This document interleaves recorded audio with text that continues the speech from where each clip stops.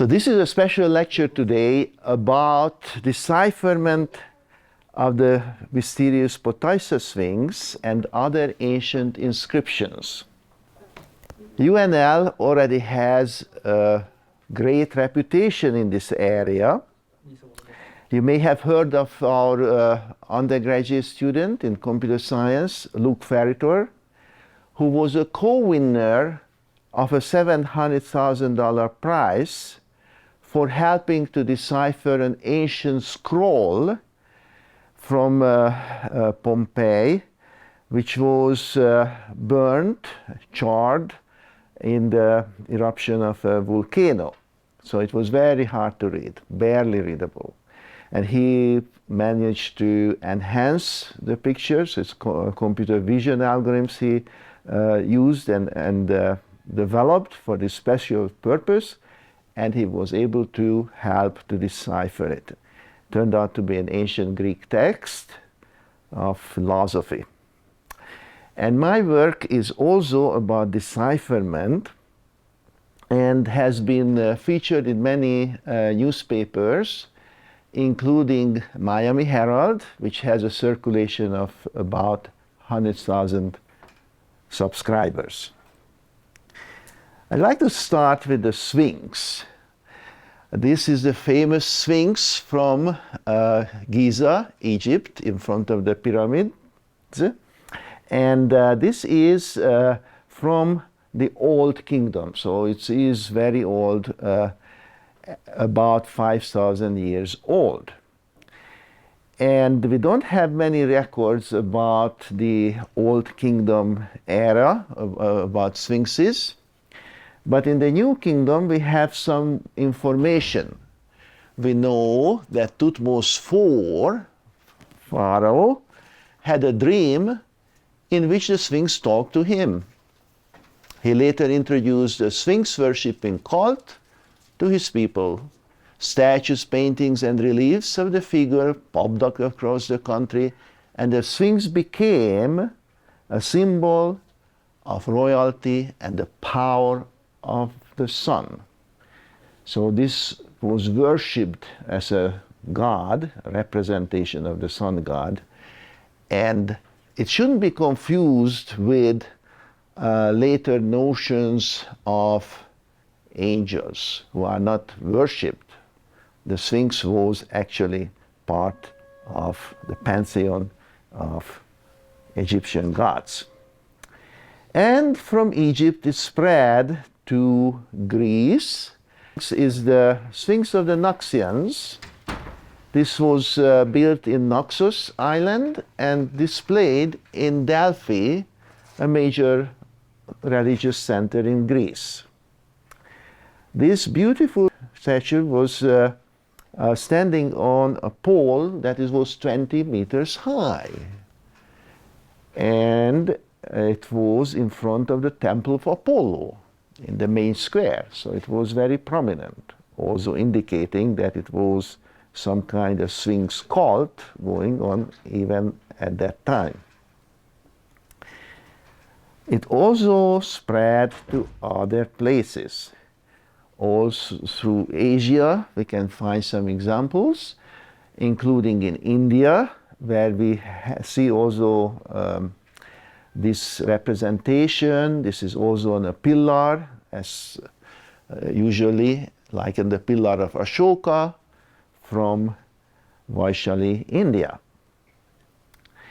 The particular Sphinx which I'm going to talk about is this one. This is from the Roman province of Dacia and the town of Potaissa from the 3rd century.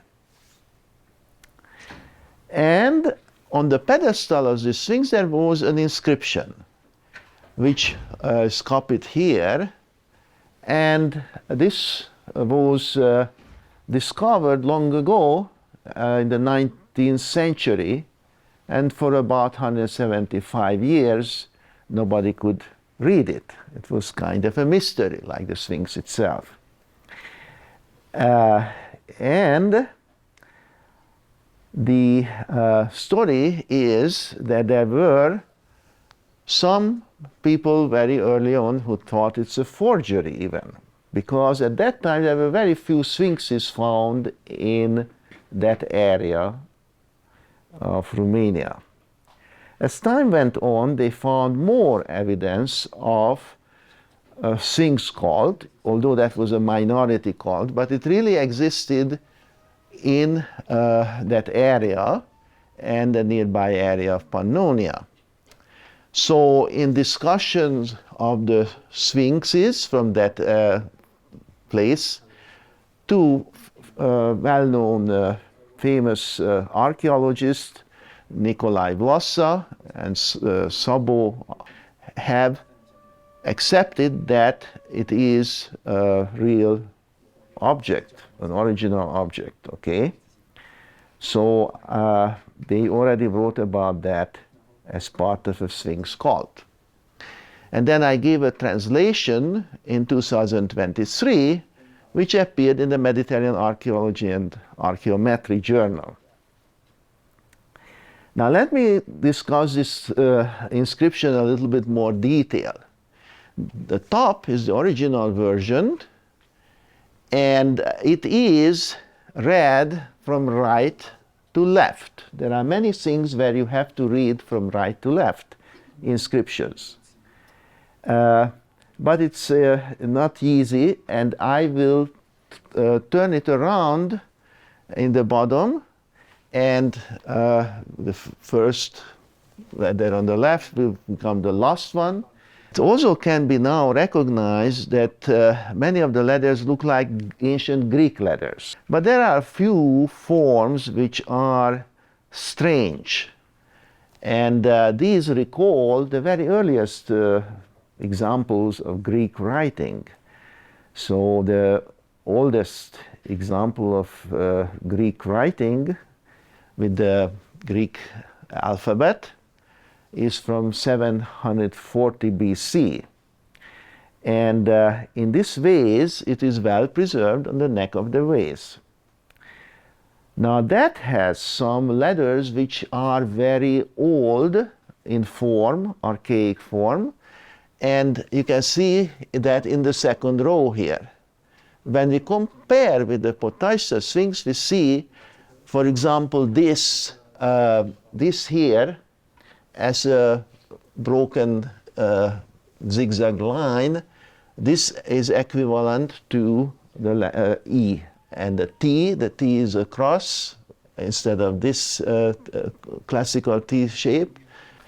Now we have, therefore, identified these stranger letters, archaic letters, and translated into more modern Greek. Now comes the harder part of how to translate this. The first thing that we can note is that the last part has a word which is actually understandable. So if you read it from here, Arslan is actually means lion in Turkic language. So the Turkic language is referring to a lion, and of course the Sphinx is a lion shaped. So let's see, I see a word at least here. And by the way, translating is often done from the two sides because you don't have to worry about where the word breaks are. So if you would start in the middle, you don't know where the words end and begin. But here, in the case of Arslan, you know that the ending is at least clearly the N. So once we have that, Arslan, before that we have Hieres, and that is similar to hieros in Greek, which means holy. And so it seems to be a holy lion which is emerging here in the text. So I was looking for the other words, and I could find in this format here, these words here. The hieres is a borrowed word from Greek. Arslan, as I said, must be a borrowed word from Turkic, but a language which could exist there in that area is Hungarian or Proto-Hungarian. And these are known to have been adapted as Oroslan, which is lion, and Híres, likely, as a cognate word. And then the rest is also possible to translate as shown in the second to the last line in Hungarian, and in English it will become, lo, behold, worship, here is the holy lion. So that would be the translation of this text. So there are more details here that you can see. The endings are here for the conjugation and verbal imperative mood and so on. The possibility that this is some sort of poem is also arising. So we have some kind of rhythm, apparently. So I could say,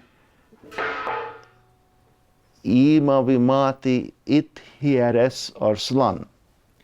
And that is maybe also even a song. So it could have been sung in a worship ceremony. That was the original paper, and I really enjoyed looking at sphinxes. People sent me other sphinxes in emails, and I really enjoyed that part of the work, interacting with the readers, and many of them were very kind.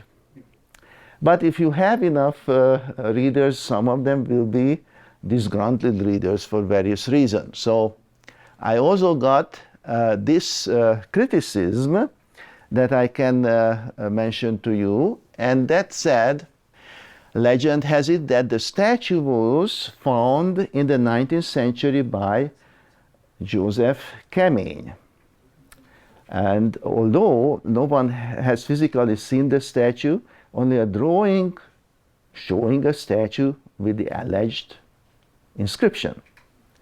The story began when the Leipzig newspaper, Illustrierte Zeitung, published the inscription and drawing in February 1847. The whereabouts of the statue with the inscription remain unknown.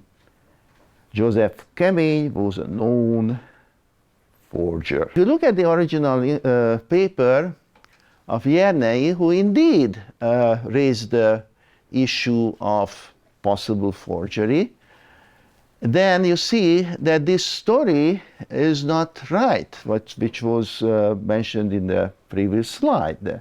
So the critique didn't get the story right.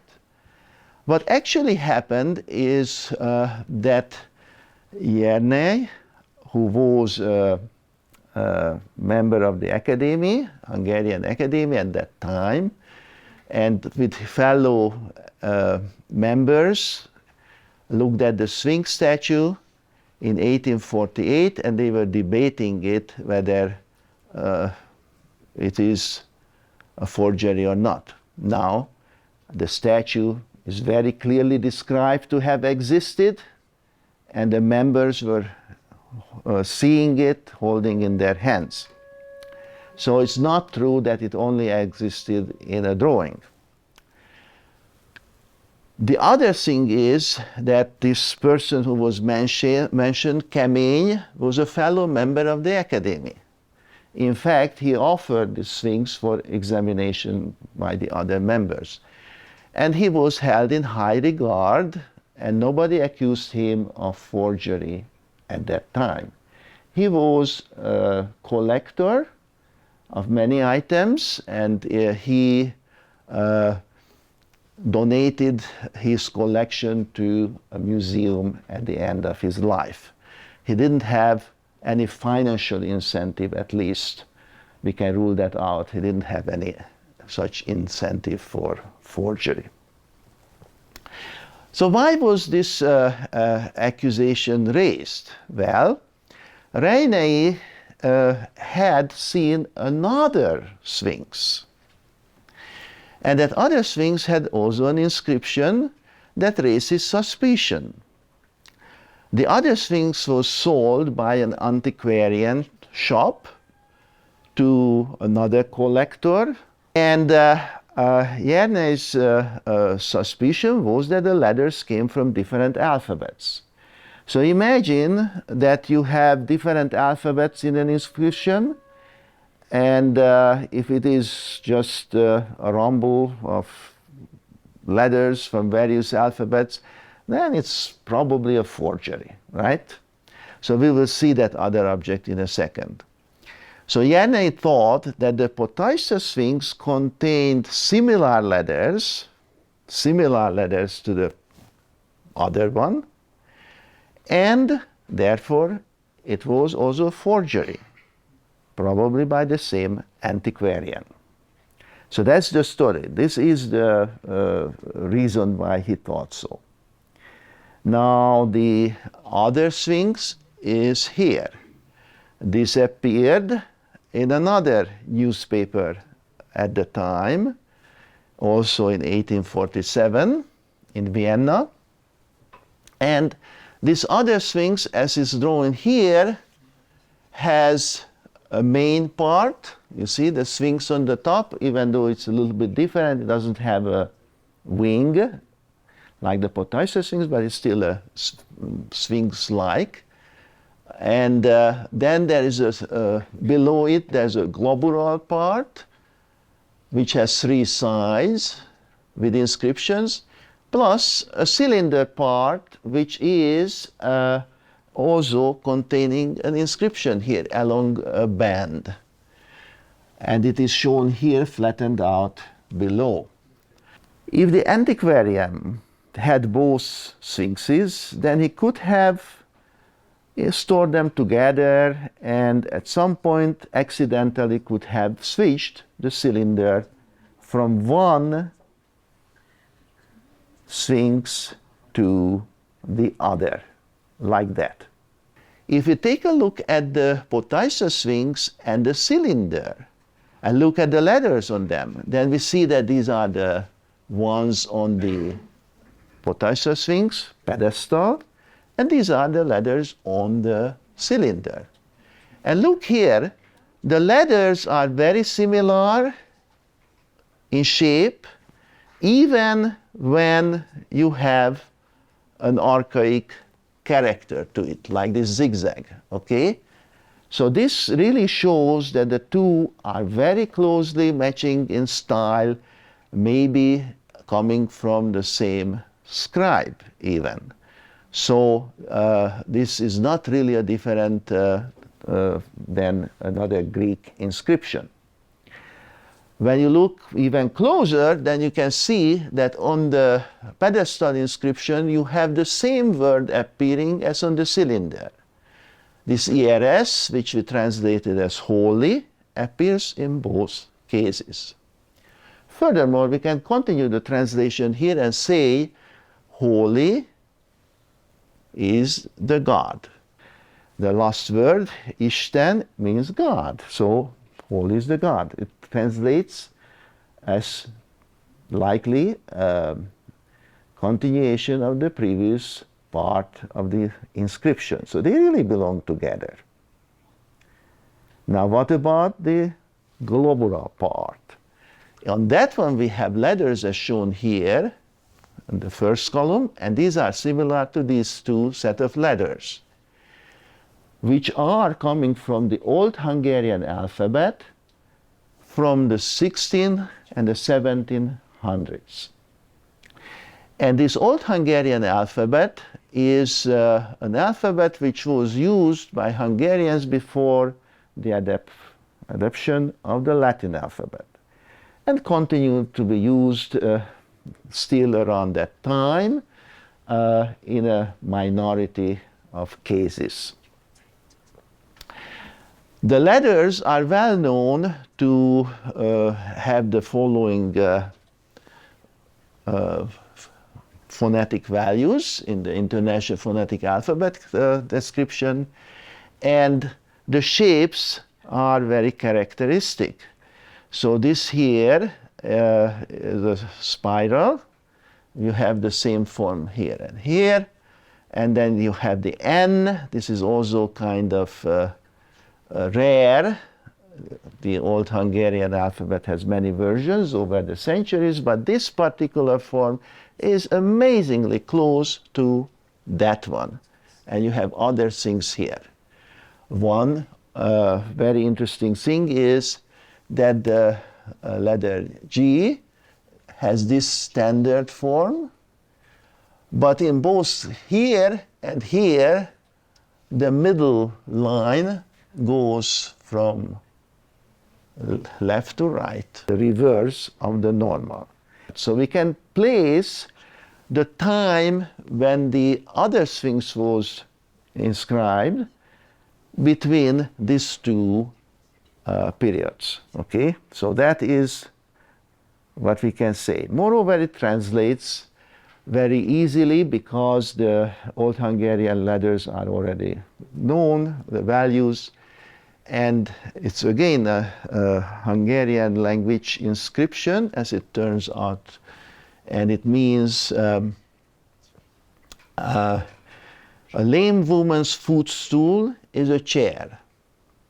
A carved wooden pole or shepherd's axe is better. So this is probably referring to the picture here. This is the carved wooden pole. And interestingly, also has some sort of lion head. And here is the woman, and again the man going hunting, okay, or something, okay. So I think this makes clear that this is a different inscription, but it's certainly not a forgery. It is just that we have a different alphabet. So now we can say that Jernei's objection vanishes when the cylinder is transferred from the second sphinx to the Potaissa Sphinx, because the Potaissa Sphinx has only ancient Greek letters and the other sphinx has only Old Hungarian letters. Therefore, there is no mixing of the alphabets. Hence, Jernei's forgery accusation is untenable. And so that's the verdict, that Kemény is not guilty of forgery. Now, I have a little time to talk about other inscriptions which are also coming from around the same area and about the same time, maybe a couple centuries later. So here is an interesting inscription which is from the back of a bronze mirror. And you see here some sort of animal, some deer maybe, and the inscription runs around the side and contains 27 letters. This was found in Vukovar, Croatia. And these 27 letters are turning out to be Carian letters. So Carian alphabet I have to introduce you to you. So that was an alphabet also used in the ancient world, and for many centuries in the Aegean area they have used it, but also spread other places, including Egypt and apparently the Mediterranean, other Mediterranean and Balkan regions. And this would constitute a very late form of that inscription, of Carian inscriptions. But here are the letters of the Carian alphabet that can be compared with the letters found on the bronze mirror. And of course, the letters are not exactly the same shape, but very close. Okay, so here is one that is kind of interesting, unique. This is a combination of N, K. And you have some vowels, U, U, semivowels, W, and so on. So we can see the whole, not the whole alphabet, but a large set of the alphabet letters on this inscription. It's long enough. And as to translation of this bronze mirror inscription, we can say that it also contains a religious text. And now we have the same word, Isten, meaning God, you know that already by now. And then we translate all the letters, and then you say the word make, okay, in third person singular form, and so on. So the translation will come to be, God makes for his believer a miracle. I believe him. So this could be somebody who strongly believes and maybe hoping for a miracle, praying for a miracle. Now this is only one of the Carian inscriptions, so it's really can be supported by many similar inscriptions as shown here. So Carian cities were in the Aegean area. A main city was Miletus, and this is the region of Caria. And the town of Miletus especially had many colonies in the area of the Black Sea. The red ones were founded by Miletus, okay, and had some Carian influence.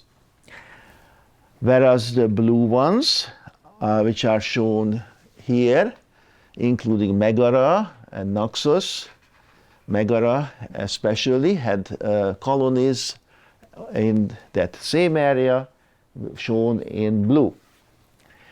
And interestingly, even during the Roman times, people kept using the local language, the local Greek alphabet.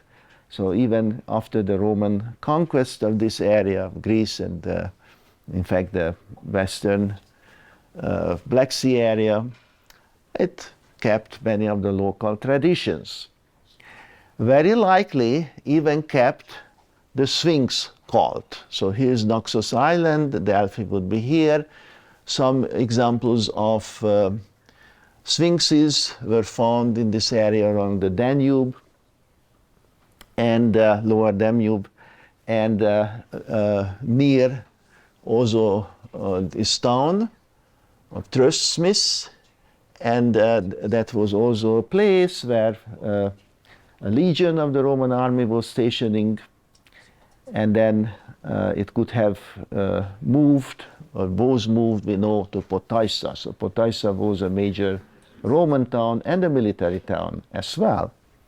But with the army could have moved many people, including some who spoke Greek and wrote at least in Greek letters or spoke other local languages. And so that area, movement towards that area more inland from the colonies on the sea, have the writings. So in the oval area is the location of the writings that were found in Potaissa, Vukovar, which is in Croatia, and the others in Hungary.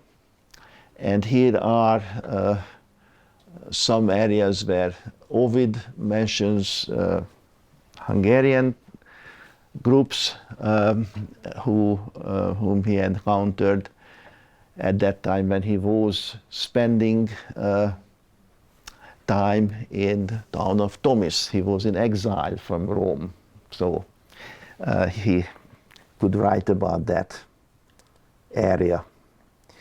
And so these are the things which bring everything together: the Sphinx, the inscriptions on the Sphinx and the other ones, and give a picture of the presence of some minority religion related to the cult of Sphinx and minority linguistic group inscriptions, and we can see that these are, because it's a minority language, somewhat harder to translate than other typical Greek or Carian inscriptions, okay? But it's not unusual for an alphabet to be adapted to other local languages. Thank you for listening. And anybody who would like to see more details, please see this paper below, okay? And it's available on my webpage. Thank you. Okay. Any questions? All right. So it is just, I would say, very interesting from linguistics point of view. Okay, so it's very interesting because I looked at the decipherment of inscriptions from many different ways, and sometimes the challenges are compounded because you don't even know the language, the underlying language. And that's what we have to figure out. Yes, please. No, it's no longer in question because it's so clearly shown to be explainable what the objection was. Any other questions? It was a very good question. So was it authenticity now settled? Yes. The question was, what other kinds of sphinxes exist? Okay, so there are many sphinxes given as example from the Roman era in the second reference I have given from Sabo. And he has cited inscriptions in Latin. So Latin language inscriptions are also accompanying with some of the Sphinx statues and drawings from the provinces that I mentioned. And so we know that there was a cult, a Sphinx cult, okay? The translation of the Latin inscriptions was, of course, never in doubt. That was not a challenging thing to do. Thanks for the question. Yes, please. So you mentioned that the Sphinx was taken or stolen after the Hungarian Cultural Revolution. Do you know if there's any leads or any, I guess, possible speculations where it might be today, or is it truly just lost? Very good question. So one of the slides mentioned that the statue was indeed lost in 1848 in the revolution at that time. And the question was where it may be today. So we simply don't know. Unfortunately, there are many revolutions and world wars and turmoil in that era, in that area. And so, unfortunately, many others are lost. So this is not the only object which was lost from the collection of Kemény. Drawings remain from other objects, earrings and other things, and Romanian archaeologists have studied those and identified as being this or that type, okay? So it's just pretty common, unfortunately, for many of the precious objects to have lost. Good question. Anybody else, please?